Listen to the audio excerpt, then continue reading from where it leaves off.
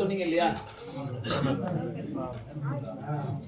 2 வருஷம் வந்து ஒரு அளவு வெற்றிகரமா செஞ்ச பிறகு என்கிட்ட இருக்கக்கூடிய மக்கள் வந்து சொன்னாங்க, சார் மடிநோயை முடிச்சிட்டீங்க. என்ன சொன்னாங்க? நோபல் பரிசு வாங்கினா கூட அந்த சந்தோஷம் வராது. என்ன சொல்றாங்க பாருங்க, மடிநோயை முடிச்சிட்டீங்க, அடுத்து நீங்க முக்கியமா ஒண்ணு செய்யணும்னாங்க. என்ன? இது 2005 20 வருஷத்துக்கு முன்னாடி. சார் சேனை பிடிக்கிறது. நான் சொன்னேன், தம்பி அதெல்லாம் ஒன்றும் அவ்வளவு சுலபமா செய்ய முடியாது, நான் பார்ப்போம் அப்படின்னு தான் சொன்னேன். எனக்கு அது நம்பிக்கை இல்லை. அவ்வளோ பிரச்சனை அதுல. மாடு, மனிதர், அதுக்கான உணவு, ஊசி போடுறதுக்கு ஒருத்தர் வராரு பாருங்க, அதுக்குள்ள இல்லாம இதுல போட்டுக்கிட்டு வர்றது, இந்த மாதிரி அக்கப்போர் 1000 இருக்கு. செனை பிடிக்கிறதுங்கிறது சாமானிய விஷயம் இல்லை. நான் இன்னொன்று கூடுதலாக நான் சொல்றது வந்து அதுக்கு மேல ரொம்ப பெருசா நீட்டி முழக்காம சொல்றேன். அந்த காலத்துல ஒரு குடும்பம் 500 தலைக்கட்டு இருந்துச்சுன்னா 2 தலைமுறையில யாராவது ஒருத்தருக்கு தான் குழந்தை இல்லைன்னு சொல்லுவாங்க. இப்போ குக்கிராமத்தை எல்லாம் குழந்தை 30 பேருக்கு மகப்பேறு மையம் அப்படின்னு இருக்குது. அப்ப ஏதோ ஒரு பிரச்சனை, சுற்றுச்சூழல் பாதிக்கப்பட்டிருக்கிறது, அதுல கூட நம்ம புரிஞ்சுக்கலன்னா நம்ம முட்டாள். அப்படி மாட்டுக்கு வரும்போது இன்னும் நம்மளை விட அது வந்து சுற்றுச்சூழல் மோசமா அது அனுபவிக்குது. அதுக்கு ஒரு மருத்துவங்கிறது சாத்தியமே இல்லை என்ற நிலையை மாற்றி இன்னைக்கு 100க்கு அல்லது 10க்கு 7 மாடு செனை பிடிக்க வைப்பதற்கான சாத்தியக்கூறை இந்த மருத்துவத்தை வச்சு செய்யறோம்.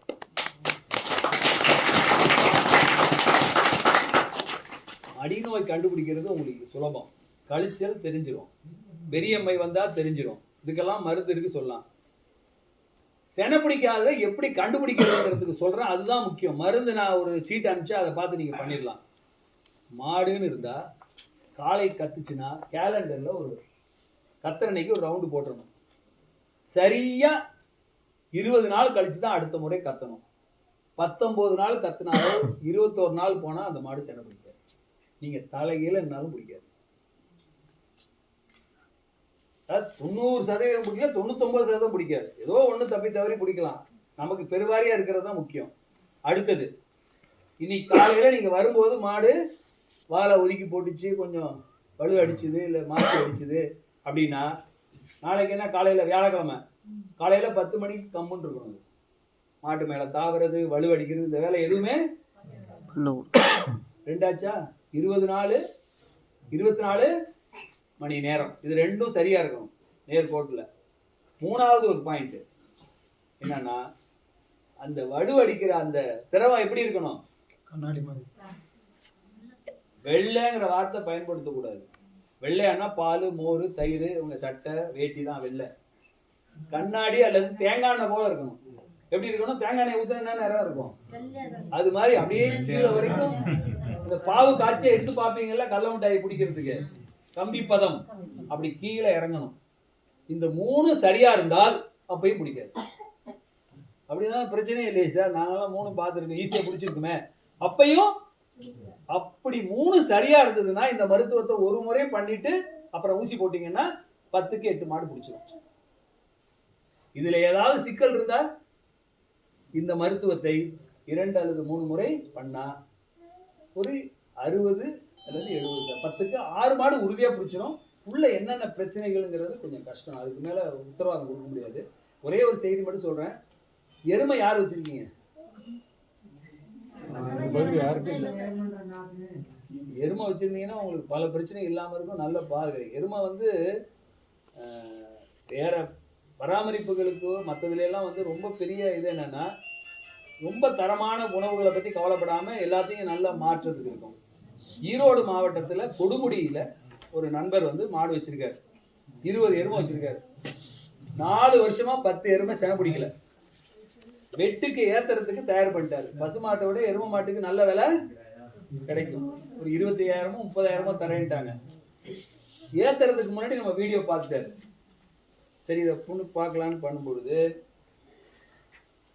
3 மாசத்துல 7 எருமை செனை பிடிச்சிருச்சு. அடுத்த ஒரு 2 மாசத்துல அடுத்த 3, இப்ப 10 எருமை செனை. ஒரு எருமை செனை ஆனா எவ்வளவு விலை? 1 லட்சம் ரூபா. இப்ப 2 லட்சத்துக்கு விற்க வேண்டிய மாடு எத்தனை ஆச்சு? 10 லட்சம் பொறுமானம் உள்ளது. அது மட்டும் இல்ல, எருமை கண்ணு போட்டு பால் கறந்ததுன்னா பசும்பாலுக்கு எருமை பாலுக்கு எவ்வளவு வித்தியாசம் விலை? 30 ரூபா விலையே இருக்கு. பயங்கர 70 ரூபா. அதெல்லாம் எனக்கு ஒன்றும் பெரிய விஷயமே இல்லை. செனை பிடிக்கிறத பற்றி எனக்கு என் மருத்துவம் வேலை செய்யும் தெரியும். அது எனக்கு ஆச்சரியமே இல்லை. 2 செய்தி, முக்கியமான செய்தி சொன்னார் சார். எருமை கத்துச்சு. எருமை கத்தவே அதுக்கு பேர் சைலண்ட் ஹீட். அதனாலேயே எருமை எல்லாரும் விட்டுட்டாங்க. எருமை கத்துறதும் தெரியாது, வலு அடிக்கவே அடிக்காது. இதுல ஊத்தி இருக்கு. அப்ப அந்த மருந்து வேலை செய்யறதுக்கு வேற யாராவது ஆராய்ச்சி பண்ணணுமா? எருமையிலே அப்படி செய்யுதுன்னா பசுமாடு ரொம்ப சிறப்பா வேலை செய்யும். அப்போ இன்னைக்கு கத்திருச்சு காலையில அப்படின்னா, இன்னைக்கு காலையில அம்மா அந்த கையை அப்படி தூக்கி பிடிங்க. காலையில ஒரு முள்ளங்கி இந்த கைக்கு மாத்துங்கம்மா. திருப்பி கை தூக்குங்க. சாயந்தரம் ஒரு காலையில ஒரு முள்ளங்கி, சாயந்தரம் ஒரு முள்ளங்கி. முள்ளங்கியை கீழே பிடிச்சி கையை அப்படி காமிக்குமா. எத்தனை நாளைக்கு? நாள் 1, 2, 3, 4 நாட்களுக்கு 2 வேளை. சோத்துக்கத்தாழ ஒரு 150, 200 கிராம் காலையில ஒரு முறை. இந்த கையை மாத்துங்க. இப்படி கையை காமிங்க. எத்தனை நாளைக்கு? 1, 2, 3, 4 என்ன? 1, 2, 3, 4 என்ன? 1, 2, 3, 4 தூங்க கூடாது. 1, 2, 3, 4 என்ன? முள்ளங்கி. கைத்தட்டு. அவர் கைத்தட்டு உட்காருங்க. முள்ளங்கி கரெக்டா அவர் பாதுகாரு. 1, 2, 3, 4 5, 6, 7, 8 கத்தாழ. இந்த அம்மா கருவேப்பிலை. இது வந்து இப்படி காமிக்க முடியாது. சாரி, முருங்கைத்தழை 4 கைப்பிடி. 4 கைப்பிடி முருங்கை அரைச்சி நாட்டு சக்கரையில பிசைஞ்சு காலையில ஒரு வேளை, காலையில ஒரு வேளை. 1, 2, 3, 4 5, 6, 7, 8 9, 10, 11, 12 இவங்க என்ன பிரண்டை 4 கைப்பிடி அரைச்சு 13, 14, 15 14 பிரண்டை. காலையில 4 கைப்பிடி, சாயந்தரம் 4 கைப்பிடி. சொல்லுங்க. 1, 2, 3, 4 5, 6, 7, 8 9, 10, 11, 12 13, 14, 15 16 17, 18, 19, 20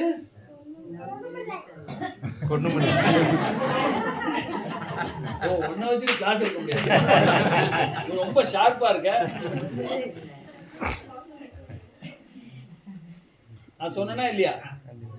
சொன்னா அந்த மூலிகை என்னன்னு சொல்லலையா? ஜோரா கை தட்டுங்க அவருக்கு. நான் ஏன் சொல்லலைன்னா, நீங்க எல்லாம் தூங்குறீங்களா, முழிச்சிருக்கீங்களா, மத்தியான நேரம் சாப்பாட்டு நேரம் ஆச்சு. ஒரு நிமிஷம் நான் முடிச்சிடுறேன். அந்த கோர்வை. காலையில 4 கைப்பிடி, சாயந்தரம் இந்த கையில மாத்துமா. சாயந்தரம் 4 கைப்பிடி. எத்தனை நாளைக்கு? 1, 2, 3, 4 5, 6, 7, 8 9, 10, 11, 12 13, 14, 15 17, 18, 19 இந்த பொருள்ல எந்த பொருளாவது உங்களுக்கு கிடைக்காத பொருள் இருக்கா? குஜராத்தை தாண்டி அந்த பக்கம் இமயமலைக்கு அந்த பக்கம்லாம் போனீங்கன்னா வெயில் காலத்துல மரம் சுத்தமா மரம் இருக்கும், இலை இருக்காது. குளிர்காலத்திலையும் கருகிரும். வருஷத்துல 2 மாசம் முருங்கைக்காய். ஆனா நமக்கு இந்த பொருள் எல்லாம் வருஷம் 364 நாள், 4.25 நாள், 65 நாளும் கிடைக்கும். செய்யணுங்கிற இது ஞாபகம் வச்சுக்கணும். 3 கண்டிஷன் என்ன? 20 நாள்ல சரியா காலை கத்தணும், கூட குறையக்கூடாது. 24 மணி நேரத்துக்குள்ள பருவ அறிகுறிகள் தெரியக்கூடாது. கண்ணாடி மாதிரி அது அடிச்சா இது ஒரு முறை குடிச்சா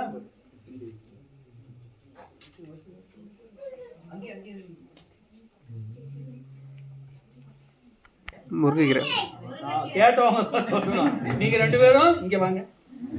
புடிச்சு போடுறாங்க.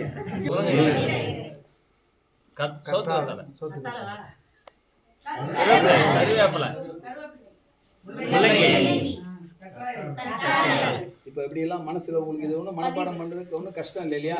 இப்போ இப்படி ஒரு எளிமையான மருத்துவ முறையை நான் வந்து ஒரு 10 வருஷத்துக்கு முன்னாடி இந்தியன் அக்ரிகல்ச்சர் ரிசர்ச் வேளாண்மை அது மாதிரி சொன்னேன். எல்லோரும் 2 விஷயத்துக்காக என் மேல ரொம்ப கடிந்து கொண்டார்கள். ஒன்று வந்து நீங்க ஒரு சீனியர் ப்ரொஃபஸர் பார்மகாலஜி இப்படி எல்லாம் மருந்து சொல்லி இப்படி அவமானப்படுத்தலாமா அந்த சப்ஜெக்ட்னு ஒன்று கோச்சிக்கிட்டாங்க. இன்னொன்று வந்து இதை யாரு செய்வாங்க? நல்ல கவனிங்க. இதை யாரு செய்வாங்க? நீங்க என்ன சொல்றீங்க? எதை தின்னா பித்தம் உங்களுக்கு ஒரு நாள் இல்லை 20 நாள் இல்லை செய்யறதுக்கு நீங்க தயாரா இருக்கீங்க. உங்களுக்கு வேண்டியது சரியான வழிமுறை தான். எனக்கு தெரியும், நான் மாடு வச்சிருக்கேன், மக்கள் பிரச்சனை தெரியும், அதனால யாரை பத்தியும் கவலைப்படல. அதுக்கு அடுத்தது, நீங்க மாசமான பிறகு 2 மாசத்துக்கு ஒரு தடவை அந்த பெண்ணை மருத்துவமனைக்கு போய் என்ன பார்ப்பாங்க? அந்த அல்ட்ராசவுண்ட் ஸ்கேன் வச்சு மானிட்டர் பண்ணி ஒவ்வொன்றும் எப்படி வேலை செய்யுதுன்னு பார்த்துருக்கோம். சும்மா அறகுறையா அதை கொடு இதை கொடுலாம் நாங்க சொல்லலை. இந்த கருவேப்பிலை கொடுத்தா அந்த இடத்துல எப்படி ரத்த ஓட்டம் அதிகரிக்குது, எப்படி வந்து அந்த என்ன பொருள் வந்து அந்த ஓவுலேஷன் நடத்துங்கிறது முதற்கொண்டு ஒவ்வொன்றையும் எண்ணி பார்த்து ஆய்வு செய்து இது அந்த வரிசையில் வச்சிருக்கோம். உங்க இஷ்டத்துக்கு கொடுக்கக்கூடாது. இதுல ஒவ்வொன்றுக்கும் காரணம் இருக்கு. கையில் இந்த முள்ளங்கியை வாரத்துல 2 முறை பெண்கள் அவசியம் சாப்பிடணும். கர்ப்பப்பை சுத்தமா இருக்கணும்னா சாலடு தான் வடநாட்டுல பூரா சாப்பிடுறாங்க. நீங்க சமைச்சு சாம்பார் வச்சு நெய் போட்டு சாப்பிட்டு பாருங்க, அதை விட ருசியா முருங்கைக்காய் சாம்பார் தான் இருக்கும். சரி, இத தனியா இப்போ ஒரு பெரிய பாட்டு கச்சேரி நடக்கும், அவங்க பாட்டு நல்லா பாடுவாங்க, அந்த அம்மா எல்லாரும் இருப்பாங்க. அப்புறம் ஒரு ஆள் தனியா மியூசிக் ஃபெஸ்டிவலாமா அதெல்லாம் விட்டுட்டு தான் வந்திருக்கீங்கன்னு நினைக்கிறேன், சாயந்தரம் போயிடலாம். ஸோ அது வந்து தனி ஆவர்த்தனம் என்ன, அந்த இது தவிலினுடைய இது அந்த மாதிரி ஒருத்தர் பண்றாங்க இல்லையா. இது தனி ஆவர்த்தனம் என்னன்னா, தயிர் மாதிரி பால் மோர் மாதிரி வெள்ளையா அடிக்கிறதுக்கு நீங்க நேரா அப்படி போனீங்கன்னா அது சுத்தமாகிறது உத்தரவாதம் இல்லை. அப்ப என்ன பண்ணணும், இதை மட்டும் 4 நாளைக்கு கொடுத்து 10 நாள் இடைவெளி கொடுத்துட்டு திருப்பி 4 நாள் கொடுத்தீங்கன்னா அரை சுத்தமாயிரும். அதுக்கப்புறம் திரும்ப இது போட்டீங்கன்னா செனை பிடிக்கிறதுக்கான வாய்ப்பு. அது மாதிரி அதுக்குள்ள நிறைய நுணுக்கங்கள் இருக்கு. அதுதான் உங்கள்கிட்ட நான் நம்பர் கொடுத்துருக்கேன், நீங்க பேசி ஒவ்வொரு கேஸுக்கு தகுந்த மாதிரி நீங்க அதை பண்ணிக்கணும். அதுக்கு அடுத்தது முருங்கைத்தழை. இந்த முருங்கைத்தழையை உங்கள்கிட்ட கொடுத்தா என்னம்மா பண்ணுவீங்க?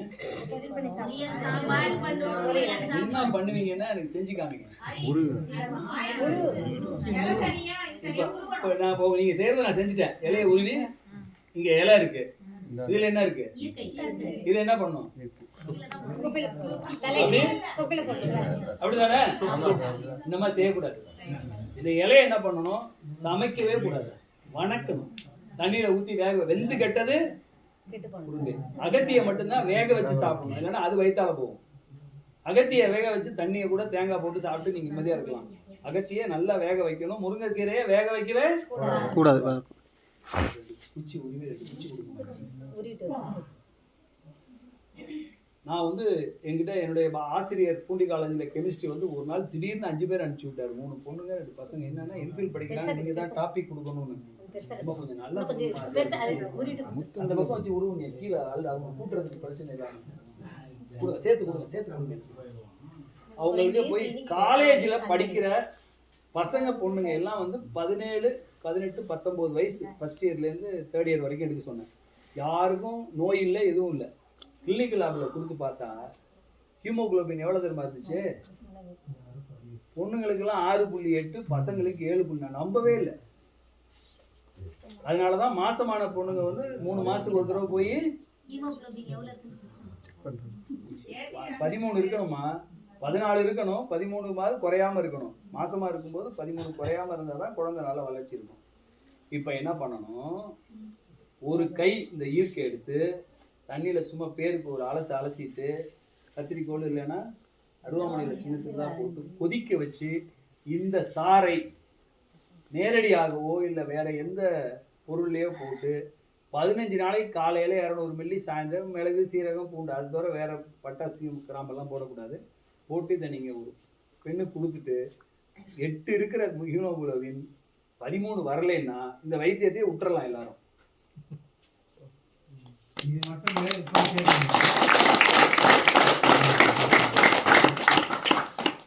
வீட்டில் பொம்பளை பிள்ளைங்க வச்சிருக்கவங்க அதுங்கள்ட்ட போய் சார் வந்தாரு சொன்னாருலாம் சொல்லக்கூடாது. நீங்க பாட்டு காய்ச்சி எதுலையாவது ஊற்றி இதை குடி அப்படின்னு கொடுத்துடணும். வேணும்னா கொஞ்சம் சர்க்கரையை போட்டுருங்க, அதெல்லாம் நாடு சர்க்கரையை போட்டு குடி, இது குடிச்சா நல்லது அப்படின்னு சொல்லுங்க. இந்த கீரையை சமைச்சா யாரும் சாப்பிடாது, ஏன்னா கசப்பு பிடிக்காது. அதை அரைச்சி இட்லியில் ஊற்றி மாவோட கலந்து கொடுங்க, தோசையில் போட்டு கொடுங்க. அது மேலே தூள், உனக்கு பொடி தோசை வேணும்னா கீரை போட்டால் தான் கொடுப்பேன்னு கொடுங்க. இதுக்கு பேர் பிரம்ம விருட்சம். எதுக்கு பேரு? நம்ம வைத்தியர்கள் என்ன சொல்றாங்கன்னா, ஒரு கையை அரைச்சி கொடுத்தா பெண்களுக்கு உடல் தேரும். ஆம்பளைக்கு எப்படி இருக்கும்? யாரையாவது அடிக்கலாம் போல இருக்கும். அவ்வளவு எனர்ஜி, இன்ஸ்டன்ட் எனர்ஜி எல்லாம் டிவியில வருதுலாம். இது நிஜம். ஸோ இப்படி பல வகையிலும் சிறப்பான இந்த சித்தர் வழி மூலிகை மருத்துவத்தை கால்நடைகளுக்கும் காலப்போக்கில் உங்களுக்கும் இதை சிறப்பாக செயல்படுத்தி இந்த மண்ணும் பயிர் வளமும் மக்கள் நலம் கால்நடை நலம் காத்து இதை தொடர்ந்து பயணிப்போம். இது வந்து ஒரு தொடக்கம் தான், முடிவில் நான் அப்படியே சொல்லியாச்சு, ட்ரைனிங் கொடுத்து போயாச்சு இல்லை. தொடர்ந்து பயணிப்போம். பூமியோட நாங்கள் சேர்றது வந்து எங்களுக்கு ஒரு பெரிய மகிழ்ச்சி. ஏன்னா ஒரு தனி மனிதருடைய ஒரு அபிலாஷை அப்படி செய்யணும் அப்படிங்கிறத செயல்வடிவம் கொடுத்து பலர் இதுக்கு உருவம் கொடுத்துருக்காங்க. இங்கே இருக்க ஒவ்வொரு கல்லும் ஒவ்வொரு கட்டும் அம்மா வந்து யோசனை சொல்லி தான் செஞ்சுருக்கோங்க.